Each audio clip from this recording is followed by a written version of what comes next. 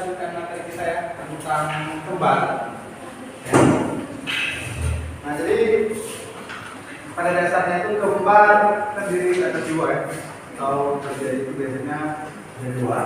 Yang pertama itu kembar identik, ya, dan juga kembar tidak identik ya, atau biasanya disebut dengan kembar paternal.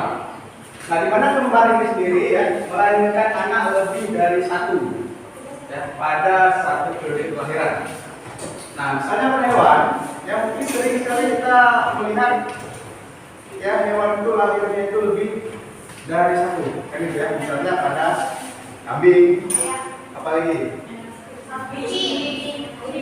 sapi, pernah lihat nggak kira-kira ada tanda dua? Jarang sekali. Ya, secara normal sapi itu hampir sama seperti manusia, hanya satu sel telur yang mampu dibuat. Nah, tapi khususnya hewan ternak seperti sapi ya, ini hanya satu. Atau misalnya seperti kambing itu bisa lebih dari satu. Apalagi misalnya anjing mungkin, kalau anjing berapa? Bisa banyak lebih, ada satu orang. Atau bisa lagi lebih banyak seperti babi. Ya. Banyak. Nah, jadi ya kalau hewan ternak seperti itu. Nah, jadi biasanya atau sering disebut dengan kembar paternal ini ya, dizigot ini memiliki dua zigot. Ya, tentunya ini biasanya berasal dari dua sel telur dan dua sel sperma. Oke, kita lihat. Nah, karena kembar monozigotik ya atau monopolar ya identik maternal, ya selalu memiliki kemiripan. Ya, dia identik kalau yang monozigotik.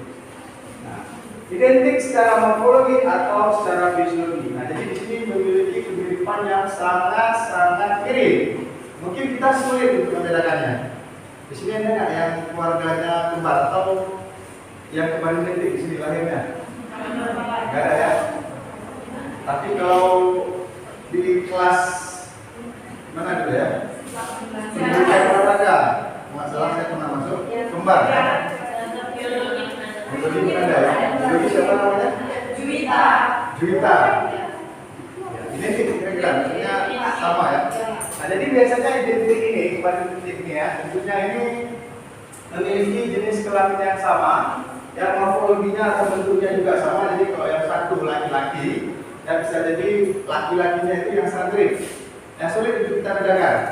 Ya, pada dasar walaupun ada perbedaannya, tapi secara morfologi bentuknya itu mirip. Nah, kemudian tentunya jenis kelaminnya sama. Nah, kenapa bisa sama?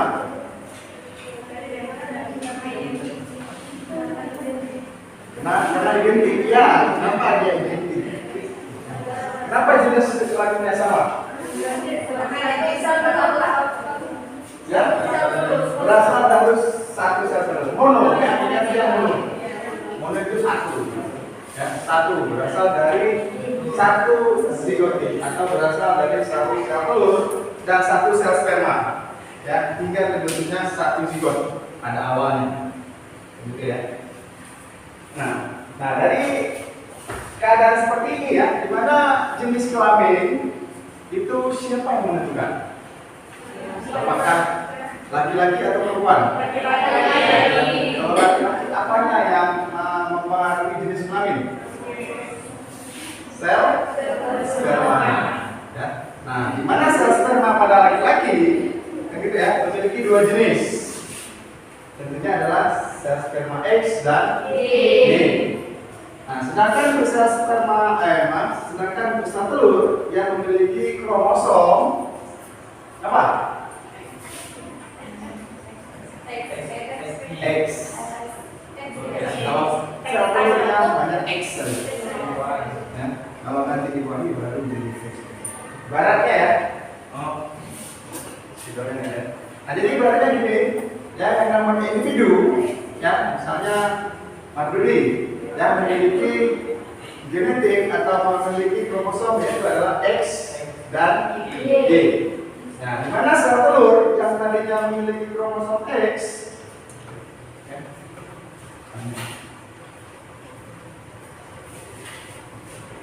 Udah lama ya kita nggak lari-lari. Ini bisa dihapus? Bisa ya? Jangan nanti tambah-tambah lagi, tambah menjadi masalah.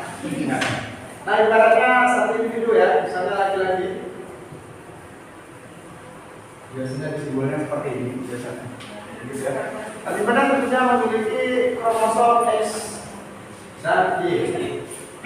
Sedangkan untuk perempuan atau pada hewan betina ya, disebut ya, betina memiliki kromosom X dan X. Nah, tentunya di dalam individu masing-masing ini laki-laki ya memiliki jenis sel sperma atau sel sperma yang telah diproduksi. Nah, di mana sel sperma yang diproduksi ya disimpan di epididymis dan pelamatan di bagian kapur epididymis ya. Jadi kalau di epididymis dan pelamatan yang diproduksinya adalah si testis, kayak gitu ya. Testis, bagian depan ada testis, ada bagian epididymis, begitu ya. Dan nantinya ke saluran vas deferens, terus keluar ke uretra, begitu ya. Nah, jadi pada saat diproduksi, ya, sel sperma diproduksi oleh testis yang nantinya akan disimpan di cauda epididymis yang telah matang atau yang telah siap dan juga yang telah motil tentunya. Nah, jadi tentunya di sini ya kalau misalnya kita lakukan pemeriksaan, ya mungkin kita bisa melihat sel sperma yang sudah hidup, yang sudah bergerak, kita ambil di sini di saluran epididymis. Ya, walaupun pada dasarnya dia bergerak juga membutuhkan yang namanya cairan seminar yang nantinya diproduksi oleh si kelenjar vesikular dan sebagainya. Nah, itu pada saat diejakulasikan. Nah, tentunya yang berada di dalam epididymis ini sel sperma yang sudah motil, yang sudah bisa bergerak, yang sudah lengkap, yang terdiri dari kepala, sel sperma, kepala, leher dan ekor. Nah, jadi sel sperma yang diproduksi inilah yang nantinya ya memiliki kromosom X atau Y, gitu ya. Nah, sedangkan sel telur yang dioperasikan oleh ibu-ibu ini wanita kita semua, nantinya memiliki kromosom X. Tergantung sel sperma apa yang nantinya akan membuahi sel telur. Di mana tempat terjadinya fertilisasi? Di lupa ya. Bukan lupa, malu-malu ya. Nah, ini tuberkulosis atau tempatnya berada di ampulang, tempat terjadinya fertilisasi. Nah, itu kalau kita cerita fertilisasi, implantasi dan sebagainya yang nantinya akan dilanjutkan dengan kembar atau kelahiran ini. Nah, tentunya di sini kembar identik ya memiliki jenis kelamin yang sama. Nah, jadi berasal dari satu sel sperma, misalnya sel sperma X membuahi sel sperma Y, misalnya yang dibuahi adalah sel sperma Y. Tentunya yang akan dihasilkan adalah XY. XY ini apa? Ya. Kalau sel sperma Y, X yang dibuahi oleh telur, atau membuahi telur, tentunya akan menghasilkan perempuan. Nah, ibaratnya, kembar identik ini atau monozigot ini berasal dari satu zigot yang dibuahi oleh satu sel telur. Satu sel telur berasal dibuahi oleh satu sel sperma. Misalnya kita ibaratnya contoh yang jantan ya, atau yang laki-laki. Ya, kalau di hewan jantan, yang laki-laki, kalau manusia, gitu ya. Nah, jadi kalau yang jantan, ya, tentunya berasal dari satu zigot yang nantinya akan mengalami pembelahan. Ya, berasal dari satu zigot yang nantinya akan mengalami pembelahan. Nah, karakteristik darah yang sama, ada toleransi untuk transpigmentasi. Nah, jadi mungkin ada hubungannya ya dengan transpigmentasi ini memudahkan untuk melakukan transpigmentasi. Nah, kemudian monozigotik berasal dari satu telur yang dibuahi oleh satu sel sperma dalam perkembangan lanjut membelah menjadi embrio yang berbeda. Nah, kemudian kembar paternal, nah di mana bipolar tidak identik secara paternal, ya tidak identik, jadi tidak banyak memiliki kesamaan. Bisa jadi sama, bisa jadi kembar lahirnya itu bisa jadi dua-duanya laki-laki, atau bisa jadi lahirnya itu kalau kira-kira 50% laki-laki sama 50% perempuan, atau bisa jadi perempuannya itu 25% mungkin ya laki-laki dan perempuan ya, atau bisa jadi 25% lagi perempuan. Nah, jadi jenis kelamin ya berbeda secara fisik ya, jadi mungkin bisa jadi sudah walaupun laki-laki itu dan perempuan sudah jelas ya berbeda fisiknya, kemudian atau juga bisa laki-laki tapi fisiknya berbeda. Misalnya ya, satu warnanya putih, satu lagi kulitnya hitam, atau bisa jadi rambutnya yang berbeda walaupun ada kemiripan yang mirip-mirip dan tapi nampak perbedaan kelasnya. Kemudian berbeda dalam karakteristik darah, nah, jadi bisa jadi golongan darahnya itu berbeda ya, sedangkan yang monozigotik tadi itu biasanya memiliki golongan darah yang sama. Kemudian tidak ada toleransi untuk transplantasi, nah, jadi tidak bisa bukan transplantasi atau apa namanya, pelayanan atau donor baik darah dan sebagainya sudah menjadi perbedaan. Nah, di mana kembar paternal ini yang disebut kembar tak sama atau dizigotik. Nah, dizigotik adalah adanya dua telur yang dibuahi oleh sel sperma yang berbeda telur. Jadi sel spermanya tentunya ada dua juga. Ya. Masing-masing ovarium kiri dan kanan bisa jadi dua-dua ovarium itu memproduksi atau menghasilkan atau terjadinya ovulasi. Ya. Kemudian satu ovarium mengandung dua telur. Nah, jadi bisa jadi dari satu ovarium, misalnya dalam kondisi tertentu, ya ovarium sebelah kanan mungkin lebih aktif, bisa jadi bisa melakukan ovulasi lebih dari satu atau bisa jadi dua dan sebagainya. Kemudian satu folikel negra mengandung dua telur. Nah, ini mungkin terjadi kelainan. Dan dimana pada dasarnya ya folikel yang mencapai tahap kematangan ya bisa lebih dari dua telur. Yang dimana secara normalnya kalau kita cerita gambar lagi ya folikel negra ini hanya ada satu telur yang dilapisi oleh sel-sel void ya. Ini dan lapisnya banyak ya. Kalau terlihat itu lebih dari dua lapis, dan ini kan juga yang sudah berisi cairan atau memiliki ruang. Nah, di mana ruang ini disebut dengan antrum yang memiliki cairan yang disebut dengan liquor folikel atau cairan folikel. Nah, jadi cairan ini yang nantinya makin lama makin membesar. Nah, di sini ada kasus ternyata bisa menyebabkan atau folikel itu lebih dari satu telur yang betul. Bisa jadi seperti ini.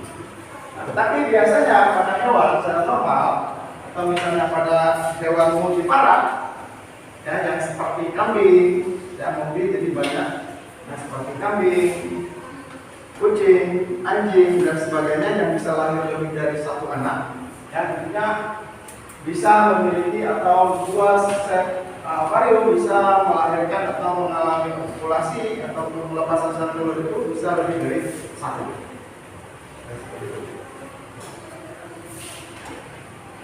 Jadi ini kira-kira perbandingannya ya antara kembar monozigotik dan dizigotik. Nah, jadi di sini bisa kita lihat satu sperma berasal dari satu sel sperma yang nantinya akan menuai satu sel telur yang membelah menjadi dua. Nah, sedangkan yang paternal atau dizigotik yang tentunya berasal dari sel sperma yang berbeda. Ada dua sel sperma dan dua sel telur, sehingga terpisah dengan jelas. Nah, ini ciri-cirinya ya, homolog ya, memiliki dua amnion, satu chorion, dan sedangkan dizigotik memiliki dua amnion dan dua chorion. Nah, di mana satu plasenta dengan aliran darah bersamaan dan dua plasenta dizigotik ya, dua plasenta dengan aliran darah yang terpisah. Nah, jenis kelaminnya sama dan jenis kelaminnya dapat berbeda. zigotik. Sudah dijelaskan tadi. Nah, terjadinya kembar identik yang pada dasarnya itu ya, ketika sel telur tunggal terbuahi dan membentuk suatu zigot. Dalam perkembangan zigot tersebut membelah menjadi embrio yang berbeda. Dua tadi. Nah, kemudian embrio berkembang menjadi janin yang berbagi rahim yang sama, yang tergantung dari tahapan pemisahan zigot. Kembali identik dapat berbagi amnion yang sama, dikenal dengan monoamniotik. Nah, pertanyaannya, kira-kira kalau seandainya terjadi seperti ini, ya, suplai makanan, ya tentunya kalau misalnya yang secara normal, kalau misalnya pada manusia, gitu ya, yang hanya bisa melahirkan satu ya, gitu ya. Nah, suplai makanannya kira-kira makin bertambah atau makin kurang untuk ibu? Kira-kira makin bertambah? Apa ya? Kenapa bertambah?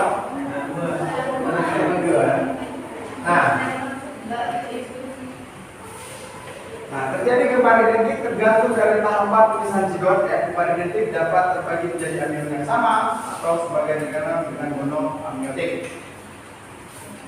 Nah, kemudian jika pembelahan zigot ini terjadi saat awal pembuahan atau 1 sampai 3 hari, jadi pada saat menjelang tidak langsung ya, tidak langsung terjadi pembuahan atau terbentuknya zigot, jadi berselang 3 hari. Nah, maka setiap embrio biasanya akan memiliki kantong tubuhan yang berbeda dan satu plasental. Nah, jadi pada dasarnya kalau 3 hari, ya biasanya ini dalam kondisi masih kebanyakan normal, atau misalnya kalau melahir dia identik tadi, biasanya tidak ada gangguan, tidak bisa mencapai ke atau tidak bisa gembek, ya biasanya. Nah, jadi masih normal, jadi perkembangannya itu tidak terganggu dari masing-masing. Kenapa tidak terganggu? Karena memiliki kantong yang terpisah. Walaupun berasal dari sumber asupan atau placenta yang sama, tapi kantongnya terpisah. Ya. Kemudian tapi bila pembelahan terjadi setelah 14 hari, nah, pada awalnya tidak terjadi, setelah 14 hari baru terjadi pembelahan. Nah, ini bisa dikhawatirkan. Maka kemungkinan kembar akan terjadi join atau gembek, atau disebut juga dengan kembar siapa. Jadi di sini bisa dilihat ya. Nah, jadi kalau ada ular seperti ini, mungkin harganya mahal nih, yang kena langka. Nah itu ya, mungkin ya. Kalau ada ular yang seperti ini, mungkin ini udah viral nih. Ya, mana tahu jumpa seperti ini, kambing yang seperti ini ya, benda yang seperti ini viral yang punyanya. Nah gitu ya, atau jumlahnya bisa lebih dari 3 mungkin ya, gembek dan sebagainya. Nah, jadi dengan keadaan seperti ini ya, maka kemungkinan kembar akan terjadi join atau menempel bersama pada bagian dari tubuhnya, atau pembelahan yang tidak sempurna yang disebut sebagai kembar siang atau palsu. Nah jadi di sini biasanya ini pengaruh dari amnionnya satu.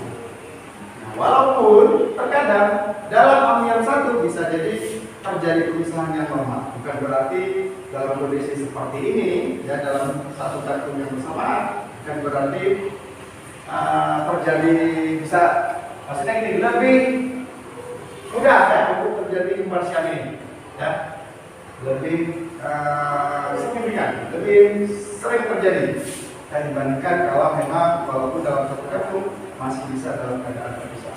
Tapi kondisi seperti ini yang mengakibatkan terjadinya kembar siang ini. Jadi kembar monozigotik selalu berkelamin yang sama, secara genetik adalah sama. Ya, kalau tingkat kemiripan kembar ini sangat tinggi dan perbedaan terjadi seperti hanya biasanya pada sidik jari. Kalau bisa jadi mungkin ada yang sama dan sebagainya. Atau yang menjadikan ciri manusia itu ya pada dasarnya di sidik jari berbeda. Nah, oke, di sini kita akan gambar. Nah, di mana di zigotik ini sudah jelas, ya dari dua ini hanya satu masing-masing terpisah. Ya, plasentanya juga terpisah sendiri-sendiri. Ya, plasenta maternalnya terpisah, plasenta fetalnya sendiri-sendiri. Ya, sedangkan untuk yang monozigotik di sini bisa terjadi dua bagian. Yang dimana pada tahap pembelahan jika terjadi 3 hari ya, mungkin bisa terjadi hanya berbagi persentasenya saja, tapi kartunya terbesar. Nah, kemudian apabila lebih ya fungsi dari Parvasari dan sebagainya, ini bisa dilihat gambarnya. Nah, di sini terjadi dalam satu kantung ya, tapi persentasenya yang berjoinan. Nah, walaupun tetap mendapat supply ya, tapi dalam satu kantung yang sama. Pertanyaannya, kira-kira kita diskusi, ya, mana yang lebih berperan berbahaya atau misalnya sulit untuk dilahirkan? Kira-kira yang mana dari 3 gambar ini? Yang ketiga. Kenapa yang ketiga? Oke, kenapa? Yang besar. Karena dalam satu kantung. Oke, yang lain. Oke, dalam satu kantung. Ya, apa lagi?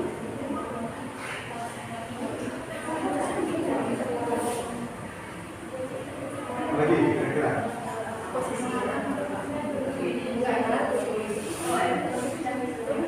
Apa kira-kira?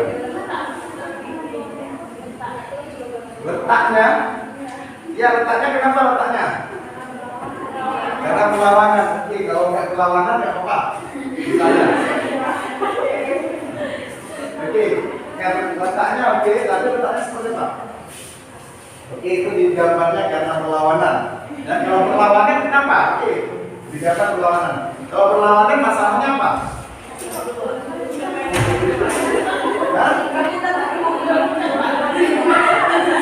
Berebutan sama bulan-bulan. Oke, bisa jadi. Ada sama bulan-bulan rebutan sama bulan. Oke, bisa jadi. Nah, apa lagi? Kira-kira kasusnya kalau seperti ini, apa yang bisa terjadi lagi?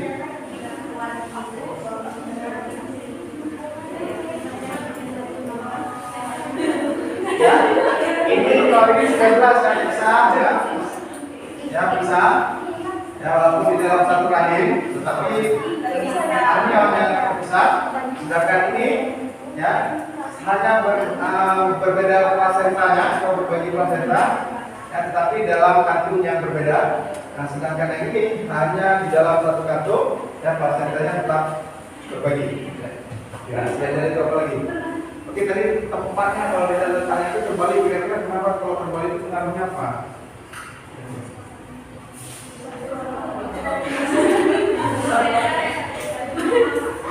Nah, apa? Oke, tadi sudah mulai dekat, apa ya? Nah, kira-kira mana yang mudah lahir dari ketiga ini? Yang paling mudah lahir? Yang paling sulit lahir? Yang ketiga. Kenapa yang ketiga? Itu bertanya. Dalam satu kantung kan kalau sudah satu kutuban. Ya. Kalau misalkan pecah, warnanya dalamnya kering gitu Pak. Oke. Kalau ada kasusnya ambilnya pecah keluar. Oke, kalau tidak normal nih. Kira-kira.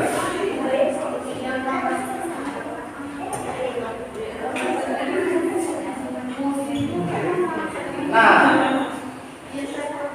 kira-kira tadi udah cerita bergerak. Nah, jadi kalau bergerak, nah ini di situ dilihat ya. Nah, jadi di sini ya bisa jadi ya, karena pengaruh satu kantung yang sama, tentunya ini foetus ini bergerak. Ini dia bergerak-gerak ya. Kalau sudah umurnya itu di atas berapa? 5 atau 6 bulan, itu sudah bisa bergerak ya. Nah, jadi dengan keadaan seperti ini bergerak, yang dikhawatirkan terjadinya terpilih atau terlilingnya terlalu besar masing-masing. Ya. Nah, jadi bisa jadi karena salah satu yang sudah kondisinya siap lahir dan terikat tali besarnya jadi sulit untuk dilahirkan. Nah, khususnya kalau pada hewan mungkin jarang sekali terjadi seperti itu, bukan berarti tidak ada, tapi yang lebih khusus secara normalnya seperti inilah, atau secara dizigotik terjadinya pada si hewan. Kan nggak mungkin yang lahir karena udah terputar tuh jadi lahirnya sama-sama. Nah ini terpaksa ya, kecuali kita lakukan pembedahan atau secara sesar, barulah aman. Nah, jadi kalau sesar mungkin harganya mahal, gitu ya. Mahal yang mungkin kalau secara normal kalau kita juga BPJS sekitar 15 juta. Jadi mikir ya, masa mikir itu sudah diikat itu rezeki dan sebagainya kalau tapi mudah-mudahan masih ditanggung selamanya, mudah-mudahan ya. Nah, terjadinya tumor vaginal dengan zigot yang terbentuk berasal dari sel telur yang berbeda dan terdapat lebih dari sel telur yang mengikat pada dinding rahim yang terbuai oleh sel-sel sperma pada saat yang bersamaan, di mana pada manusia proses ovulasi kadang-kadang melepaskan lebih dari satu sel telur. Kadang-kadang. Yang secara normalnya itu hanya satu sel telur yang mencapai atau memiliki atau mencapai ke tahap folikel atau folikel yang benar-benar matang untuk terjadinya ovulasi. Nah, tapi hanya untuk folikel tertiar bisa jadi lebih, nggak hanya satu folikel tertiar. Nah, tapi pada manusia secara normal itu hanya satu sel telur yang mampu mencapai ke tahap folikel utera. Sedangkan pada sapi juga secara normal seperti itu. Nah, tapi bisa jadi kelahirannya itu dua, bisa jadi walaupun sangat jarang sekali. Nah, pada genetik secara genetik kurang sama ya, dibandingkan dengan anak kembar identik. Ya, dalam anion dan placenta terpisah, mereka tidak lebih mirip secara genetik yang dibandingkan dengan adik kakak yang tidak kembar. Jadi seperti adik kakak ya, yang mungkin ya, badannya aja yang sama besarnya ya. Nah ini superfetasi yang terjadi gangguan hormonal di mana tidak terjadi feedback negatif pada hipotalamus ketika terjadinya kehamilan ya, sehingga terjadinya pembuahan kembali dan terjadi kehamilan kedua dalam selang waktu yang relatif dekat. Nah jadi yang telah kita ketahui ya, di mana ovulasi itu terjadi karena pengaruh hormonal, gitu ya. Nah, kondisinya kasusnya sekarang, kondisinya sebenarnya dia hamil. Ya, nah, jadi di mana hamil ya, atau keguntingan, ya, keguntingan di sini berperan penting adalah hormon progesteron. Apa tujuan hormon progesteron? Berfungsi untuk mempertahankan keguntingan, nah, atau kehamilan. Nah, di mana tidak ada umpan balik ke hipotalamus ya. Nah, jadi yang tadinya progesteron dalam jumlah yang banyak yang memberikan umpan balik feedback ke otak seharusnya ya, karena sudah terjadi kehamilan atau sudah terjadi keguntingan ya, yang seharusnya hipotalamus mempertahankan ya, bisa jadi di sini pengaruh dari hormon progesteron itu sedikit atau menurun tiba-tiba secara drastis. Jadi dengan keadaan seperti ini, karena tidak ada umpan balik ke hipotalamus, sehingga si hipotalamus tidak memproduksi lagi hormon folikel stimulasi hormon atau FSH. Yang itu terjadinya perkembangan folikel lagi. Dan karena yang tadinya harus dipertahankan si progesteron, karena mungkin kondisi kadar progesteron itu tiba-tiba menurun. Nah, biasanya ini pengaruh tertentu ya. Apabila terjadi kehamilan, tiba-tiba progesteronnya tidak dipertahankan, biasanya akan terjadi guguran biasanya. Nah, dengan keadaan seperti ini ya, bisa jadi hipotalamus tidak memberikan umpan balik ya. Nah, jadi sehingga terjadi pembuahan kembali. Jadi FSH diproduksi kembali sehingga terjadinya perkembangan folikel kembali. Yang dimana tadi sudah terjadinya zigot, terbentuknya zigot, walaupun tidak dipertahankan progesteronnya, bisa jadi mungkin dia masih bertahan, yaitu kuasa Tuhan, kira-kira seperti itu. Ya. Nah, jadi kemudian terjadinya perkawinan lagi. Ya, bisa jadi besoknya atau 2 hari dan sebagainya, ya, terjadi ovulasi lagi kembali atau perkawinan kembali. Nah, terjadinya ovulasi kembali. Nah, pada saat yang kedua bisa jadi dipertahankan progesteronnya meningkat sehingga kehamilannya tetap dipertahankan. Mungkin bisa jadi ini dilahirkan.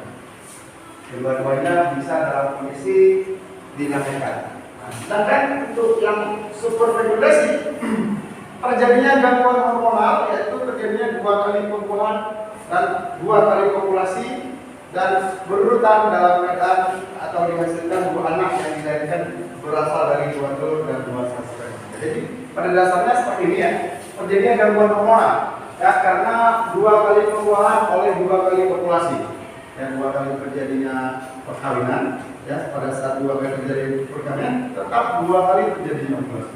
Kalau yang tadi sudah terjadi kehamilan pada awalnya cuma tidak ada respon, karena tidak ada respon pengaruh hormonal tadi yang harusnya dipertahankan progesteronnya tapi tidak dipertahankan, sehingga si hipotalamus memproduksi kembali FSH untuk memproduksi atau untuk terjadinya perkembangan folikel hingga mencapai kematangan dan nantinya bisa terjadi ovulasi kembali. Pada saat terjadinya perkawinan mungkin selang 1 hari atau 2 hari dan sebagainya bisa terjadi lagi perkawinan. Sedangkan yang ini bisa jadi pada saat 1 kali terjadinya rangsangan dan sebagainya terjadinya ovulasi, 2 kali terjadinya rangsangan terjadinya 2 kali ovulasi.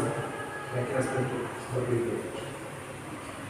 Nah, jadi kira-kira seperti inilah kondisi dari si kembar baik itu disigotik dan kembar yang monozigotik. Sampai di sini ada yang mau didiskusikan?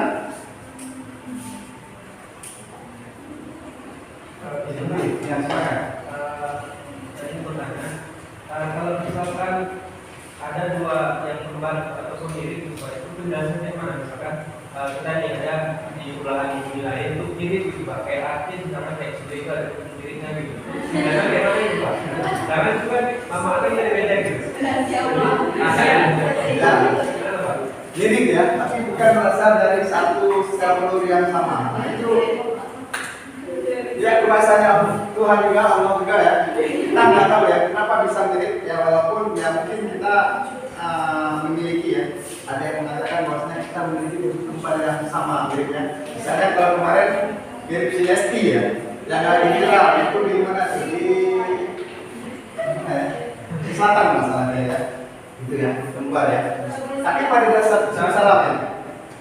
Nah, jadi pada dasarnya mungkin kemiripan. Nah, bisa jadi ya pengaruh dari genetis yang mungkin sama, ya pengaruh genetis yang mungkin sama, baik itu rambutnya, warnanya, face dan sebagainya, bisa jadi menjadi kemiripan. Walaupun itu bukan berasal dari satu sel telur. Bisa jadi, misalnya kalau pada hewan mungkin kita sangat sulit membedakannya. Semuanya sama. Nah, ini ya. Kalau pada hewan sangat sulit sekali kita membedakan. Nah, tapi walaupun pada dasarnya memiliki perbedaan, masing-masing hewan juga memiliki perbedaan yang sama. Jadi kira-kira seperti itu. Jadi pada dasarnya kenapa bisa mirip? Ya bisa jadi karena material atau genetisnya itu bisa jadi ada kesamaan. Oke, ada lagi? Nah, seandainya, ya. Pak tadi kok bilang menggunakan selama 14 hari kan jadi kayak kembar saya itu perhitungannya bagaimana Pak? Memang dia pas 14 atau lebih dari 14 atau ada perhitungan khusus? Nah, jadi pada dasarnya itu kebiasaan ya, kebiasaan setelah baik itu 14 hari ke atas. Nah, tentunya biasanya kalau makin ke atas itu makin positif biasanya, makin positif terjadinya gempet.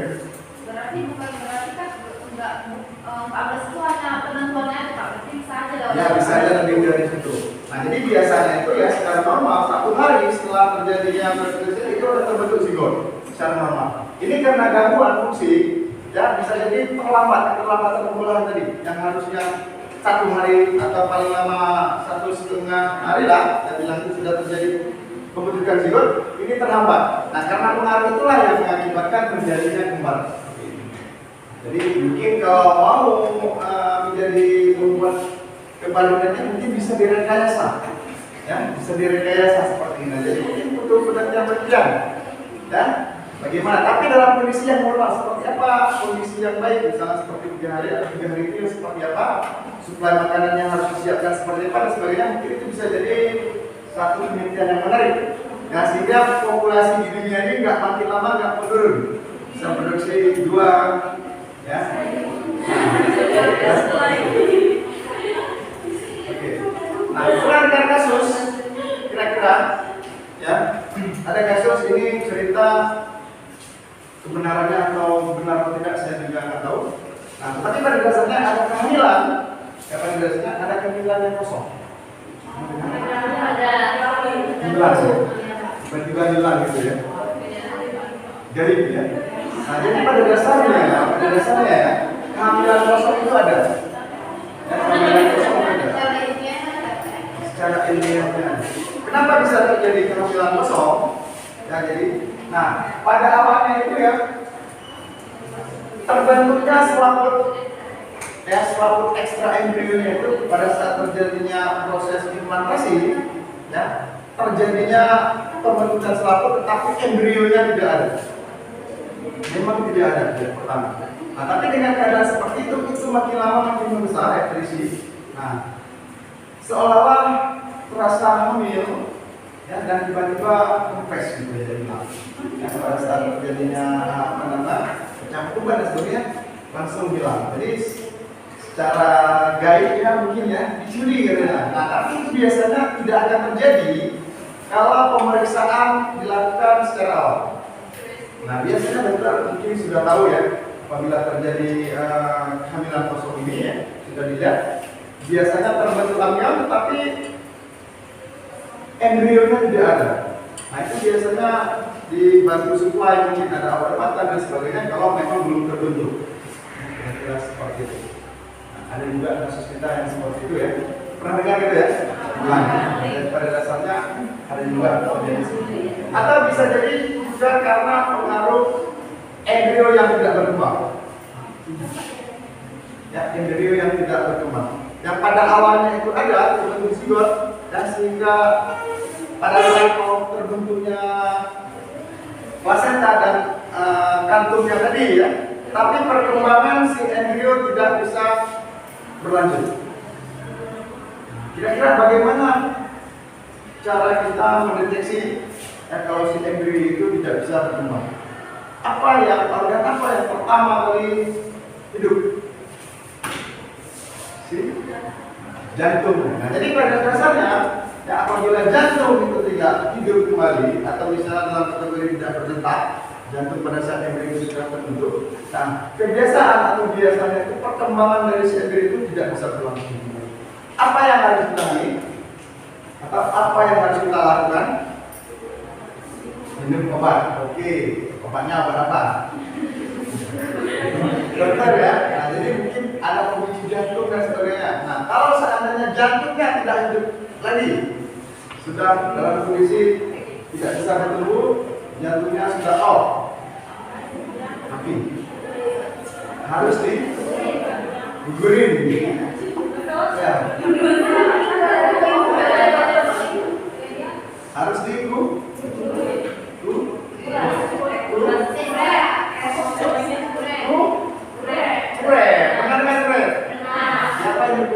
Atau udah ada yang pernah dikuret?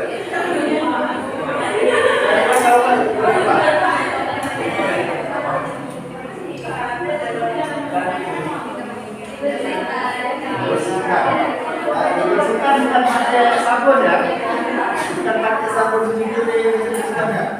Nah, jadi bersihkan kuret itu ya dilakukan ya secara boleh terserah ya, pokoknya intinya itu organ yang ada itu harus dikeluarkan. Baik juga sama halnya seperti tadi kembar kosong tadi, pembentukan kosong tadi, pembentukan kosong tadi, tentunya plasentannya itu harus dikeluarkan. Nah, kenapa? Karena itu merupakan benda asing lah, kita anggap yang tidak boleh ada ya kalau dia tidak dalam keadaan itu. Nah, tentunya harus dikuret. Yang kuret itu yang paling murah. Dan kalau misalnya mau dioperasi bisa juga, kan gitu ya. Nah, tapi biasanya itu seringnya itu dikuret. Nah, jadi kuret tahu ya, diapain ya? Nah, jadi saya nggak mau cerita sekarang, karena takutnya nanti menjadi momok yang bagaimana kalau kondisinya itu melahirkan atau nanti trauma kalau dibilang sama dokternya. Atau mungkin dokternya nanti karena udah tahu mungkin dibuat istilah yang lain mungkin ya. Tapi pada dasarnya itu kuret. Nah, jadi sebenarnya kuret itu dikeluarkan ya, dikeluarkan.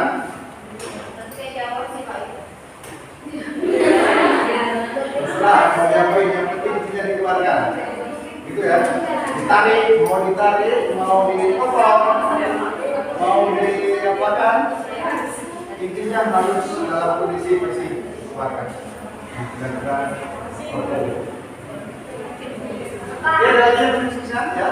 Kalau misalnya waktu kelahiran itu belum bisa kan jawabannya hamil bulan ini ada yang belum 10 bulan. Nah jadi biasanya ya pengaruhnya itu karena pengaruh hormonal juga. Ya selain dari apa namanya lama tadi ya bisa jadi kecepatan ya misalnya lebih cepat atau bisa jadi lebih lama. Ya jadi biasanya itu karena pengaruh hormonal. Yang dimana pertumbuhannya itu terlambat atau bisa jadi karena kelainan atau apa namanya perubahan posisi. Yang tadinya harus dia bisa normal selain dari hormonal ya juga bisa karena pengaruh apa namanya tidak bisa lahir atau biasanya sering disebut dengan histeria atau kalau pada hewan dengan histeria atau pada manusia itu disebut dengan sumsang. Jadi nggak bisa nih lahir yang harusnya dia sudah lahir. Nah tapi kalau kondisi tertentu dia masih dalam keadaan normal ya dalam keadaan normal tidak menunjukkan gejala-gejala dia harus melahirkan. Nah biasanya ini memiliki insting tersendiri. Yang pada si hewan atau pada si bayi juga dia memiliki insting tersendiri untuk dia ingin keluar. Nah, walaupun pada saat dia melahirkan itu dibantu dengan kontraksi dari otot. Otot apa yang membantu kontraksinya? Melahirkan otot polos. Polos ya. Nah, otot polos di bagian apa? Saluran reproduksi betina adalah siapa tempat perkembangannya rahim? Dari rahim, ya uterus, gitu ya. Nah, jadi pada saat tertentu ya kontraksi hormon oksitosin itu meningkat, maka akan terjadi kelahiran. Nah, bisa jadi karena pengaruh hormonal yang tadinya hormon oksitosinnya itu belum memenuhi, ya, jadi sehingga tidak terjadi kontraksi. Nah, jadi walaupun adanya kontraksi, ya, tetapi pada dasarnya itu juga si bayi itu juga memiliki kemampuan atau insting untuk keluar yang juga membantu dan membantu pergerakan. Jadi walaupun si bayi itu bergerak ya nggak apa-apa. Nah maksudnya jangan nggak bergerak ya gitu misalnya. Kalau nggak bergerak itu yang bahaya. Bagi istri walaupun tapi kadang posisi atau posisi yang salah juga bisa menyebabkan lamanya untuk melahirkan. Oke, sampai di sini ada yang mau disisikan lagi?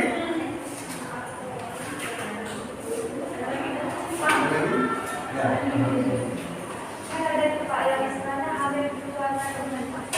Hampir di luar kandungan.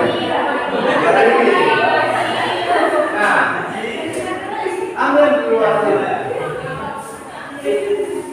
Yang gimana ini sebenarnya yang kita secara normal itu berada di dalam rahim. Jadi istilahnya itu berada di luar rahim. Yang tentunya, ya kalau misalnya ini rahim atau uterus, dan secara normal terjadi pembatas itu bagian endometrium yang bagian dalam uterus dan bisa jadi terjadinya di sini atau bisa jadi juga hampir ke sini. Tapi yang sangat sering terjadi adalah di bagian hormon atau dia yang tapi pada secara normal ya harusnya ada di uterus yang secara normal. Ini juga merupakan kelainan atau gangguan. Pada dasarnya itu jadinya gangguan yang dimana ya pengaruh terjadinya implantasi atau terbentuknya plasmokista tadinya itu menempelnya itu tidak terjadi pelekatan pada dinding. Walaupun di sini juga masih dikatakan korpusnya atau bagian kolononya, cabangannya, ya tapi secara normal itu biasa berada di uterus. Biasanya karena digunakan dengan hamil di luar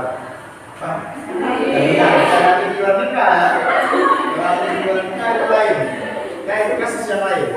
Ya, kasus yang berbahaya. Kira-kira kedua ini ya apa? Kira lagi? Keguguran. Ya, jadi salah satunya itu keguguran, faktornya itu hormonal. Ya, faktor hormonal tadi misalnya kolesteronnya tidak dipertahankan, maka mengakibatkan keguguran selanjutnya. Atau bisa jadi juga dari si bayinya sendiri yang tidak berkembang. Tadi ya, tadi mengakibatkan terjadinya keguguran. Ya walaupun kadang sudah berusia mau lahir, ya sudah 8 bulan ya bisa jadi ya karena kegagalan jantung, bisa jadi jantungnya tidak normal sehingga terjadinya kematian di dalam